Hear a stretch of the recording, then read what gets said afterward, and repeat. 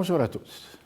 Il n'y a pas que les bailleurs multilatéraux ou les agences de coopération qui contribuent et financent des projets dans les pays en développement.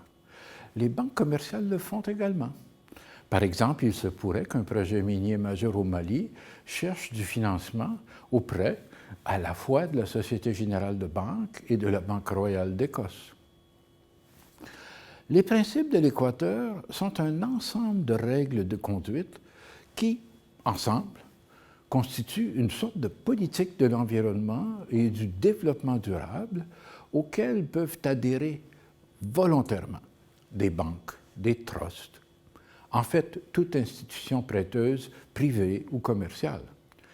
Les institutions qui adhèrent au principe constituent une association libre, une sorte de club, dont on désigne les participants comme étant des EPFI, Equator Principles Financial Institutions.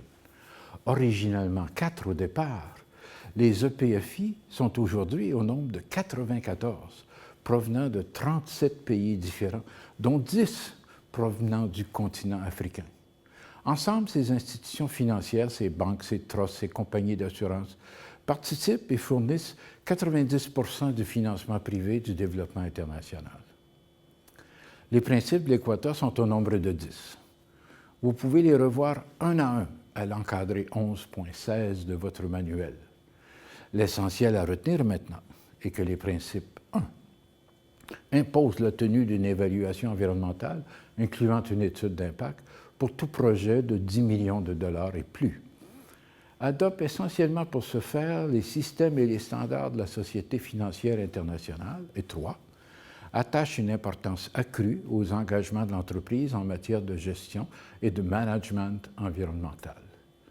L'outil privilégié pour la gestion du risque environnemental réside dans la mise sur pied d'un système de management environnemental, un SME en entreprise, privilégiant ceux qui sont normés et relèvent d'un organisme ou d'un système de standardisation, par exemple EMAS ou ISO, notamment ISO 14000.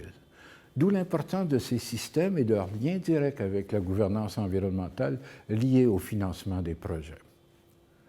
La responsabilité sociale et environnementale des entreprises, RSEE, est une autre manifestation de cette forme de gouvernance environnementale qui répond aux pressions et aux incitatifs des marchés, notamment par la pression de l'investissement responsable ou éthique, qui traduit le rôle de plus en plus important du premier maillon de la chaîne, l'actionnaire ou l'investisseur, et d'autre part, le consommateur, le dernier maillon de la chaîne, et son souhait de pratiquer une consommation responsable.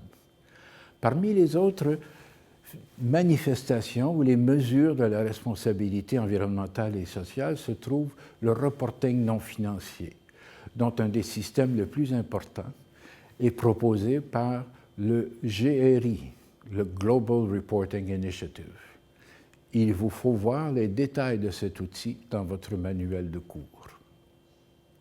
En conclusion, le financement des projets est l'occasion, le lieu d'émergence de nouvelles formes de gouvernance environnementale depuis les systèmes mis en place par les bailleurs et les principes auxquels adhèrent les banques commerciales, jusqu'à la pression exercée par les investisseurs et les consommateurs, menant à la responsabilité sociale et environnementale des entreprises. Je vous invite à lire et étudier attentivement le chapitre 11 de votre manuel de cours qui fait le tour de ces différentes formes qu'ont pris avec le temps ces nouvelles manifestations de la gouvernance environnementale. Merci et bonne lecture.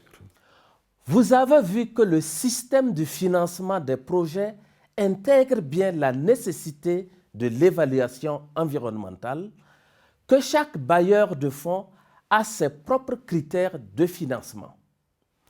Merci au professeur Bouchard pour toutes ces explications.